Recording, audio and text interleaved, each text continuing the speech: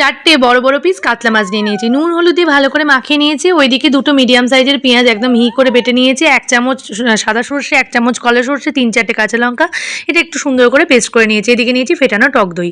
কড়াইতে বেশ অনেকটা সর্ষে তেল দিয়ে তার মধ্যে মাছগুলোকে এদিক ওদিক করে বেশ ভালো করে লাল লাল করে ভেজে নিয়ে তুলে নিয়েছি। এরপরে ওই কড়াইয়ের যেটুকুনি তেল আছে সেইটুকুনি তেলের মধ্যে দিয়ে নিয়েছি পেঁয়াজ বাটা। পেঁয়াজ বাটা দিয়ে বেশ ভালো করে কষিয়ে নিয়ে দিয়ে দিয়েছি একটুখানি চিনি আর একটুখানি হলুদ।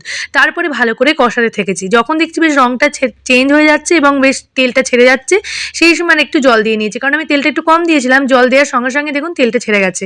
এরপরে সর্ষে বাটাটা দিয়ে ভালো করে একটু নাড়াচাড়াই করে নিয়েছি।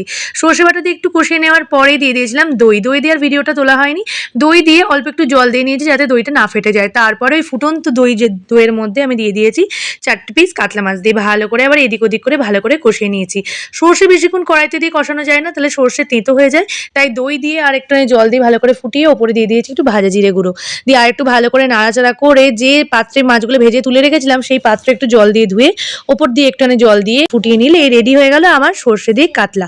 ভীষণ সুন্দর খেতে হয়েছে আর দেখতে যে অপূর্ব হয়েছে।